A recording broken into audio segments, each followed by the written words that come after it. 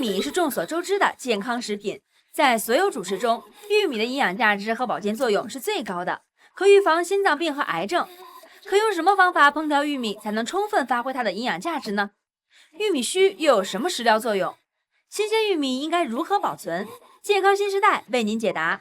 更有业厨带来回味清甜的玉米煲排骨和经典搭配鲅鱼松配玉米饼，让您吃的美味更健康。走进健康新时代，快乐生活吃出来。您现在正在收看的就是每天带给你好味道以及很多养生知识的健康新时代，我是大嘴。说起玉米，它呢算是一个历史比较悠久的食材，原产地呢是在美洲，16世纪呢传入到中国，而且从祖先那代开始到现在一直开始吃，人们很喜欢它，因为它美味，并且很有营养。那这个玉米究竟该怎么吃才能最大程度的全部摄取它的营养呢？该怎么烹才能烹得美味呢？今天我们叶厨教你来烹玉米，欢迎叶大厨，谢谢。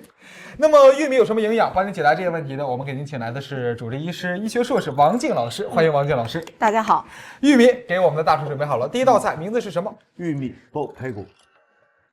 制作玉米煲排骨需要准备的主料有玉米、排骨、大瑶柱、陈皮。大叔，咱今天挑的玉米哈是这种颗粒呢比较饱满，这种黄澄澄的玉米。可是我们经常能看到那种带紫点儿的，紫色的玉米，或者还有那种花色的玉米，甚至还有白的，对，是不是？那我想问一下大厨，咱这个今天做这个菜对这个玉米有要求吗？比如说必须用什么样的玉米？今天我们煲汤，我们用的是甜玉米。甜玉米就是这种黄黄的、对，糯软的这种。对，甜玉米。那我们为什么要用甜玉米？第一个，甜玉米它这个口感比较好，然后它适合煲汤。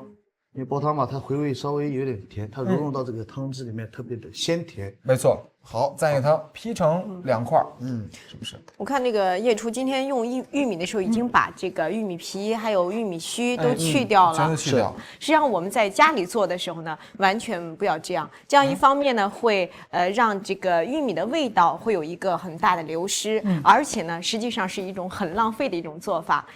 但是我知道哈，这个玉米须子咬起来很难吃，但是因为它很粗。对，它影响口感，但是呢，玉米须本身它是一味中药，在医学上我们称它为龙须。它是一味中药，对，龙须，你完全可以在家里把它，对，美称叫龙须。你完全在家里可以做一个保健茶，因为这个我们说的这个玉米须就是龙须，它有很好的降血脂、降血压，还有一个降血糖的一个作用，而且呢有一个清热利水，还有一个利尿的一个作用，所以呢适合那种三高的病人啊，当做一个保健茶。保健茶，对，其实你看，有的时候我真的觉得粗粮它很神奇。比如说你看咱们吃的这个荞麦，或者说大麦，有的时候我们把它烹出这个面点来很好吃，然后把它作为本身这个大麦茶，也很棒。那这个玉米的须子跟它是一样子的，对，它有很强的一个保健作用。而且呢，我们说这个玉米，因为它有很多的一个水溶性维生素，像 B 族维生素啊，还有维生素 C 的含量非常的高。那么这一部分维生素呢，它容易在煮制的过程当中呢，是在这个汤汁里的。所以如果你在家里如果只是吃一个煮玉米的话，那最好就是带着里边最里层的嫩叶，带着它的龙须，然后我们先浸泡10分钟，把它洗干净，这样再带着汤一块儿去煮熟了以后呢，你完全可以拿出这种龙须缠身的玉米棒，一边啃着玉米棒，然后稍微喝一点这种汤汁，对身体的保健作用是非常好的。这个水不能浪费掉，对，而且非常的香甜。这个水，那其实你看，我们今天这个水也可以留在一边，作为这个其他这个配菜使用，是不是？也很棒的。我们这边给它一块劈成4块，对，相对来讲啃起来的时候入味儿呢容易一点点。对。可我想问一下大厨，你看，其实我们一般用的这种黑玉米也好，还是说那种杂质的玉米也好，它在烹饪上有没有不同？作为玉米饼，如果就是看你选择什么样的口味，如果你喜欢做甜米蛋的玉米饼，你可以选用这样的比较软弱，就是这种黄的，对，然后黑的它口感比较脆一些，脆的，对，口感比较脆一些。你也可以拿来烧菜、炒菜啊，可以和不同的食材一起搭配，它不同的颜色、不同的效果，不同的要求都可以的。都可以的。那其实说到这个玉米，它也算是五谷的一种，对，算不算？对。那以前呢，在这个《黄帝内经》中也曾经说过哈，五谷为养，就是说我们人的一个生长的活动是离不开玉米等等其他的谷物的。那其实粗粮这些年也算是一个粗粮的时代，很多人就开始重视起来了。这种吃忆苦思甜的人呢，他是说在这个咀嚼粗粮的过程当中呢，感受这种新生活的美好。但是现在这个社会没有说这种忆苦思甜了，但是呢，吃粗粮反而成了一种时尚，就是因为这种它更健康、更养生。那你比如说我们今天的这个玉米，德国的一个营养机构呢就做了一个研究，就发现呢，玉米在所有的主食当中，它的营养价值和保健作用都是最强的。你比如说它这个玉米的维生素的含量呢，就要比我们吃的这个稻谷和小麦的含量高出5到10倍之多。维生素的含量，而且呢，就是科学家还发现这个玉米当中啊，不光是含有像碳水化合物，像这个脂肪，像蛋白质、胡萝卜素，而且呢还含有非常丰富的像核黄素，还有各种的维生素，这样呢对我们人体心血管的系统还有预防癌症都非常有好处。预防癌症、心脑血管疾病，那么现代人就更该多吃这玉米了。那我们这个玉米呢，给它轻轻的烫熟之后，放在一边备用啊。我们这边排骨也给它焯一下水，对，排骨也给它焯一下水，去下它这个杂质、异味、血水。OK， 给它去血水。其实你看，今天我们说到这个玉米啊，煲这个排骨，这个也算是一个家常烧的方法，对，是不是？对，在家里面呢，随处都能见到的2种食材，而且在春夏秋冬都能吃到。对，咱冬天吃速冻的这种，这个玉米就可以，对，是不是？也是不影响味道的。那其实说到这个玉米，你看古人就知道它对身体很好，所以说从16世纪传入中国开始到现在一直吃，想着法儿来吃。那究竟这个营养价值有多少？老师给大家说一说好吗？除了刚才我们所说的它的营养物质之外呢，那玉米当中还有一种物质，我们叫做谷氨酸。那谷氨酸呢，就可以帮助我们大脑的细胞一个辅助它的一个呼吸，所以呢有增强记忆力，有一个健脑的一个作用。哎呦，这还是个健脑的食材。对，其实你看今天这道菜呢，有给你补充能量非常好的这个排骨，还有这个健脑食材，这道菜应该是不错。而且我们锅中呢已经把这个汤准备好了。对，好，现在我们放入几个大姜片。大叔，你看，其实我们今天这个玉米，刚才就是烫了一下，这个烫的目的是让它可以去除一下杂质，去杂质。比如说我们还可能会有一些农药残留，把它煮一下，去除一下啊。然后你看，其实这个就等于是用这个煮玉米的这个原汤来煲这道菜，对，营养更全面，而且它的一些维生素都保留在这个汤汁里。放入一些大姜、大葱，然后大瑶柱，然后我们放几个陈皮里面。那这道菜我在想，为了让它更香，为什么之前我们不把这个排骨先炒一下？因为我们今天煲的这个排骨煲玉米汤，我们煲的是个清汤，对，清汤，对，煲出来以后它清澈，透底，就是亮汤，亮汤，广东的那种亮汤。那如果我觉得炒过以后再做汤的话，会显得很油腻，会油腻，对，肯定会飘出来一些油花，是不是？今天我们煲的是清汤。好，把这个排骨放进去。排骨有要求吗？其实建议大家吧。排骨不要光肋排，带点鸡骨反而更好。因为它有一些骨髓啊，里面的一些营养成分啊，钙质都煮出来了。没错。尤其是这种煲汤类的，其实很注重用这个骨头。而且我们在一期节目当中提到过，就是这种煲汤最好是用这种最原始的这种煲，不要用高压锅，因为高压锅你虽然就是说我是煲骨头汤，但实际上你煲了2个小时，煲出来了以后是把它的骨髓，甚至把这个高压锅的铝质给煲出来了，它的钙质并没有出来。钙质需要长时间的煲才能出来，长时间的煲，而且最好是稍微加点醋，可能这个钙质析出的会更好一些。也可以促进钙的这个排出。对，这些我们再加点胡椒粒，白的胡椒粒是我们提前把它炒好的、炒熟的。那其实老师刚才也说这个需要长时间煲，那咱这个需要煲多久？90分钟，90分钟，1个半小时。对，你如果是希望这个汤呢更好喝、更滋补，你可以煲得再久一点。对，因为之所以用这个砂锅，是因为砂锅它很多分子和这个食材的分子相互碰撞。对，长时间煨的时候呢，利于这个食材本身的营养释放出来。对，这个汤就是一道滋补的靓汤了。对，那刚才说这个汤中一个重要的食材就是这玉米，老师也说有这个谷氨酸益智，那还有没有其他的营养呢？还有就是大家可能都听说过一些老寿星，他们往往并不是说在城市当中吃了很多的这种很细粮的东西，反而是在就是农村的多一些，就吃五谷杂粮比较多。没错。这是因为我们这个，比如说我们这个玉米，它就含有一种长寿因子，我们叫谷胱甘肽。这种东西呢，它在人体当中经过硒的作用呢，就变成一个谷胱甘肽过氧化物酶。这种酶有什么好处？这种酶呢，具有延缓衰老、保持青春的一个作用，让我们长寿。对。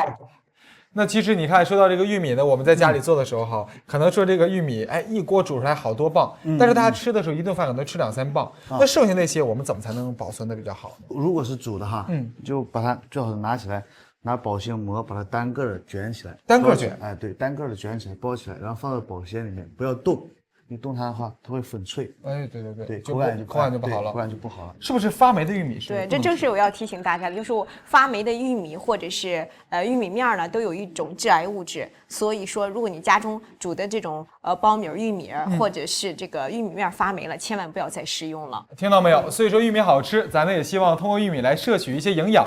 那现在呢，我们就把这个玉米放在煲中，慢慢的需要煲很久才能将营养释放出来。90分钟，我们煲已经在这边煲着了。一会儿我们看看这汤怎么样。刚才呢做的是一道煲汤类，对。不过呢这道菜真的需要很久的活力。是。在这个时间呢，我们的叶厨给您带来第2道菜了，也是用玉米来做的。对。不过是玉米饼子，就是玉米面的一个饼。对。是不是做的还是一个创意饼？是不是？先说说名字。玉米饼是配鲅鱼松。好，准备的食材是鲅鱼，还有玉米，对，还有鸡蛋，对，当然小葱。还有我们用到的有玉米面，还有3种面啊，面粉、豆面。现在先把这个鲅鱼是买的咸的，切成这一大块一大块。对，就是我们海边人这种甜晒的这种鲅鱼，咸鲅鱼。这个甜晒的它味道呢，吃起来的时候呢，盐分有点重。对，盐分稍微有点重，肉口感非常好，肉比较紧，对，肉紧。然后要蒸一下它，是不是？对，我们先把它蒸熟。就是鲅鱼的这种产域的还是非常广的，你像在国内的渤海、黄海、东海都有产出，但是以山东地区的沿海呢是产量最丰富的，而且呢，这个我们说鲅鱼的营养也非常的高，它富含这个维生素 A、蛋白质、各种矿物质非常的高，而且脂肪含量也是一个比较高的，所以说吃起来更香美一些。因为脂肪含量高，所以说肉质细嫩，然后这咸的呢还会紧实一点。那今天我们搭配的呢是玉米饼子，和大家一起来吃。咱这个面我在想，大厨，这个比例是1比1比1吗？还是说有什么要求？首先我们的豆面是1，豆面是1，对，然后玉米面是2，玉米面是2，面粉是2，面粉2比2比1，是不是？大叔，我在想一个问题，你看，咱如果说在家里做玉米饼子的话，可能就是放一点玉米面和白面，对，为什么还要再来一点豆面呢？这样味道会更加的融入柔和，更加的香，对，口感上也更好一些。那豆面从营养价值上也更高一些。对，其实加这个面粉呢，就不像是20-30年前吃的那个状态了，这也算是粗粮细做。对，有时候在家做，我会用那个一半的玉米面，一半的小米面来做那个饼子，也是挺好吃的。也可以吗，大厨？对，也可以。既照顾了口感，营养呢也会更全面一些。哎，没错。那现在呢，就教你来和这个面哈。和面的时候，我们要用温水把这个酵母化开。哦，对，温水的温度，不要太高，30度到35度就可以。这个面粉、玉米面，还有这个豆面，我们把它兑在一起，大概有1斤半左右。这个时候呢，我们的比例酵母的比例大概就是1.5克。1.5克。对。现在开始和面了。给它团在一个团儿，就跟平时的时候我们和面是一样子的，是不是？对。哎，这边和着。其实今天说到了玉米，这道菜呢是把这个玉米呢磨成了玉米面，然后呢做成一个饼子。一般我们在家里吃玉米的方式呢也是很多传统的方式。可是好像是有人说，这个蒸的玉米和煮的玉米，它这个营养的吸收上不一样。是有区别的。我们更提倡是蒸玉米，因为从营养角度考虑呢，这个蒸玉米更有利于一些营养物质的保存。你比如说，我们说都知道这个玉米当中含有丰富的 B 族维生素和维生素 C，那这2种物质呢，它主要是一种水溶性的，所以说你在煮玉米的过程当中呢，可能就会造成这种维生素 B 和维生素 C 的一个流失。煮玉米会流失一些营养素，对，会流失一些营养素。而且我们在煮玉米或是蒸玉米的时候呢，我们主张这个火力不要太旺，不要用大火，最好用中火，这样更有利于营养物质的保存。再一个呢，就是说煮玉米也好，蒸玉米也好，你最好煮和蒸的时间都不要过长，适当而止就可以了。而这边我们呢是把这个玉米呢做成这个玉米面，之前用的一个玉米面来和面。和这边大厨你要来点玉米粒吗？对，我们是把这个甜玉米提前把它蒸熟的甜玉米，我们把它取点粒。这个咱加进去是不是为了增加这个口感？对。大叔很会吃，真的是。对而这个呢，因为加了点玉米粒儿，好像还口感会更加丰富。很有意思的，还能嚼，一点点小小的创新，就让这个口感大大的提升了。不一样的。把它和匀了它。好，那今天呢，我们之前为了给大家节省时间，特意呢给大家和了一块，而且现在已经发酵的差不多了，对，是不是？这个程度就 OK。那好，那大叔，咱直接用这个来做这个饼子，好不好 ？OK。好嘞，这个大概要发多长时间才能发酵的差不多呢？大概现在这种天气应该得30分钟到40分钟。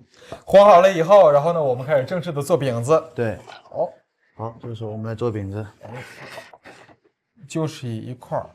对，不要太多。咱要做成这种也是这种小平的这种小饼，椭圆形。椭圆形小饼。对，来慢慢搓，做成个长条形。对，可以。好，椭圆形的这样就可以。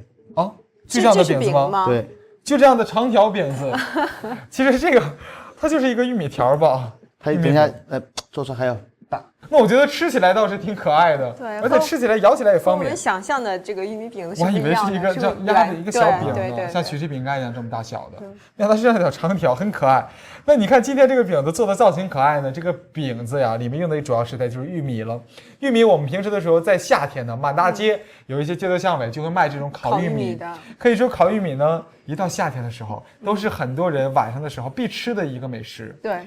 但是现在几年人们就说这个烤玉米啊，对人身体其实是不健康的。对。那这句话怎么说呢？这因为呢，首先呢，街边烤玉米呢，它不光是一个不卫生的一个问题，而且呢，因为它这个街边烤的玉米都是这种明火烤，明火呢温度过高，它受热不均匀，就容易在烤制的过程当中呢产生很多的致癌物质，对身体健康呢是非常不利的。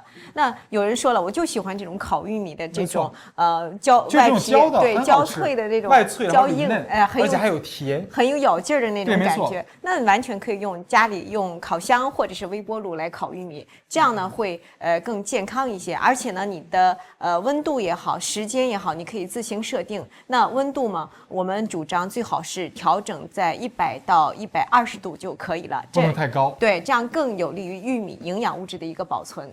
我一听这个咸鱼配饼子，可能说挺经典的鲅鱼松。而且我觉得不光是就是说我们普通的家庭都可以做，特别是那种家里有糖尿病的人，那也可以用家里剩下的这个玉米面做像叶厨这样做点杂粮饼子，对身体非常的好，非常适合这种糖友家庭。糖尿病的患者多吃点这个饼子，对身体很棒的。这边呢，我们已经将鲅鱼蒸好了，这个大概要蒸多长时间？大概就是20分钟就可以。蒸到这个表面已经有一点，你看鱼皮都要起泡了的感觉，是不是有一些咸滋滋的这个鱼的这个水都已经出来了？这个香气已经扑鼻而来了。没错，而且带点鲜香味好，这边我们另起一个锅，现在开始要正式的来做。现在就要开始做饼子了。做饼子啊，对，先糊饼子。好，我们锅里稍微倒点，来点油。今天我们用的油呢是金鲈鱼深海鱼油调和油。这种油呢，吃起来的时候有3A 物质，有DHA、PLA、ALA， 对人尤其是孩子和老人特别有好处，所以说建议你在家里也可以使用。我们这个凉油就可以把饼子放进去啊？对，凉油下饼子。对，这样子跟这个我们平时的时候热油然后下饼子，它有区别吗？其实没有区别，只要锅不粘就行，因为我们稍稍把它煎一下，用小火，好，煎一下，很棒的这个饼子。煎一下以后，我们这个时候就可以下入水，这时候来水。对，咱要加水的目的是让它怎样呢？稍微糊一下，因为像这种刚刚发酵的这个饼子之类的这样的菜肴这样的主食，直接如果用油生煎的话，是煎不熟的。